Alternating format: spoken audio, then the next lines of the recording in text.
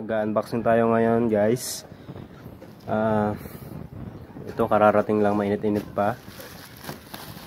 Ito, brake fluid.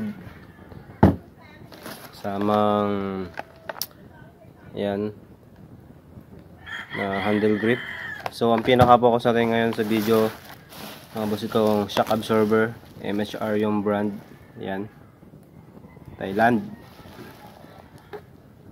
Okay, unbox natin to mga bro. Tapos kakabit natin doon sa Rusi 125 na binubuo ko. So paggawa lang yan. Yan siya. Yan. So hindi ko pa na-try itong shock na to mga bro. Ito yung gusto ng customer. So ito yung kakabit natin. Ito pala mga bro, ang sukat pala nito ay 340 mm. Ang halaga niyan mga bro is 750 sa Shopee. O more than 800 ka muna. Ayan. Pag-unbox natin mga bro, ayan. Ang ganda. MHR Gold. Tapos ito side muna natin siya. At ito yung isa po. Ayan.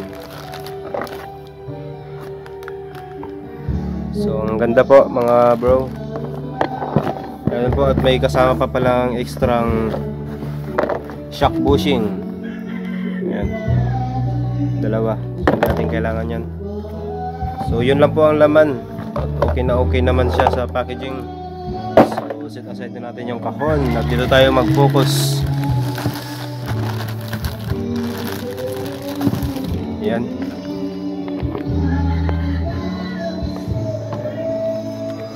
So ito po siya.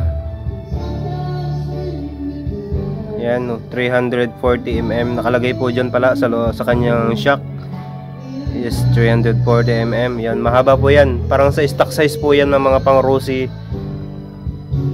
Ganyan, hindi na po kailangan magdagdag ng lifter. Kasi yung nakakabit ngayon dun sa motor, susukat natin. Ito, yan. Ayaw ko kung anong brand to, pero yan, maiksi siya. So nagdagdag ng lifter yung unang yung ano. So ito is wala na, hindi na kailangan ng lifter mga bro. Ayan. Actually medyo mas mahaba pa nga siya, siguro mga half inch. So tataas to. Yun naman ang gusto ng may-ari, yung medyo tataas daw, kasi pag nagsasakay daw siya ng isa o dalawa, medyo side na daw kasi malaki yung gulong. Ayan. So yan, ganda siya mga bro. Yan. So install natin to mga bro. Panoodin nyo na lang po ang aking installation. Ayan, natanggal ko na po yung mga tornilyo. Ayan, size 16 po yan. Yung mga to, kabilaan po natanggal ko na, pati yung carrier. Yan. So install na natin. Let's go. Yan nga mga bro. Yan, sisimulan na natin. Ikot-ikotin nyo lang yung mga bro kasi kalawang na, maganit na. Ayan. Kalawang na yung bushing nun mga bro, kaya hindi ko na inalis. Grabing kalawang. Diyan natin sa kabilang ilakabit. Yan o.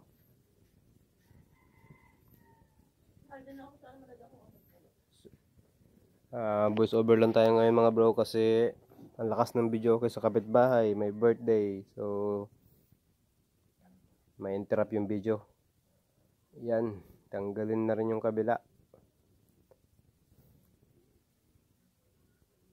Ayan yung lifter mga bro, para tataas yung shock. Yan, sira na yung shock na yan mga bro. Yan, kalawang na at saka alog na. Maingay na rin mga bro. Yan, alog na yan mga bro. Pero kung walang budget, ox pa siguro yan.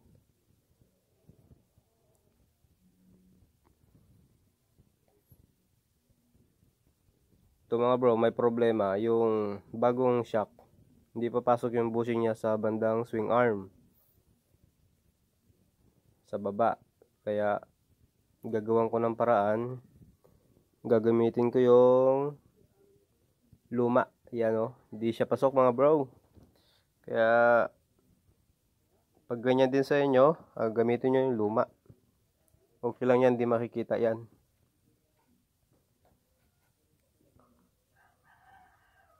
Yan yung lumang bushing mga bro.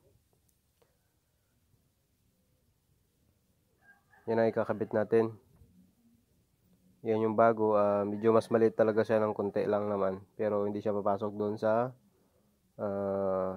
ihi. Yung tinutornilyohan. Ayan o. Yan. Pit na pit po yung luma. Siyempre galing na siya dyan. So kung ganyan sa inyo mga bro, gayahin nyo lang to. Walang kaso yan. Hindi yan makikita.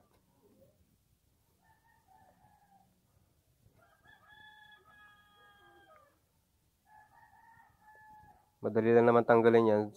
Sungkitin nyo lang yan. O itulak nyo lang yan. Tanggal na.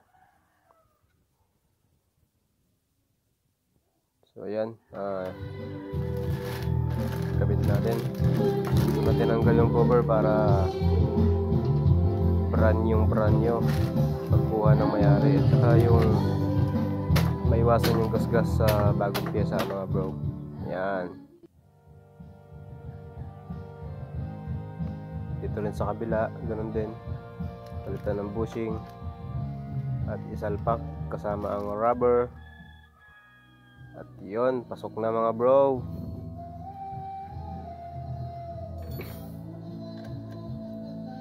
Yan, sabay lock ng 16 or 17 mm na socket or T-wrench. Yan, sa iba 16 mm, sa iba 17 mm yan. So yan, kabit na rin ang carrier.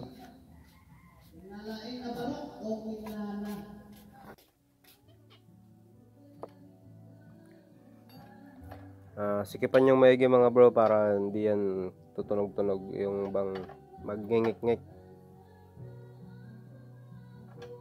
Kaya dapat masikip yung mga bolt. Yung tamang sikip lang. Ayan. Tapos na natin kinabit mga bro ito. Tinanggal ko ang plastic at para may show ko sa inyo na napakaganda ng resulta mga bro. Bagay na bagay ang gold sa red. Ayan, combination. Ayan, tapos na po yung ating project. Ito po ay restoration.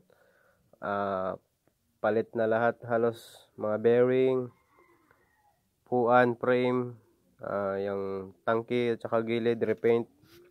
Swing arm yan, repaint din. Yan, bagong sticker din yan. Bagong upuan. Bagong mga cable, yan. Tuwan-tuwa ang may-ari ito mga bro. Bago na yung kanyang motor. Yan. Yun o. So ito mga bro, testing natin siya. Ayan, talon-talon lang natin yan. Ang ganda ng laro niya mga bro. Sakto lang yung tigas niya. So maganda to pang all around siguro. Pwede pang sakay ng mga pasahero. Pwede din pang hakot. Pwede pang forma. Ayan mga bro. Ang ganda ng laro niya. Hindi matigas, hindi malambot. Talagang dula siya sa gitna. Ayan. MHR. Ayan o. Tsaka hindi yan maingay mga bro. Talagang tahimik yung play niya. So kung nagustuhan nyo po yung video natin, please like, share, and subscribe na lang po para makatulong na mag-grow ang ating channel. Thank you very much.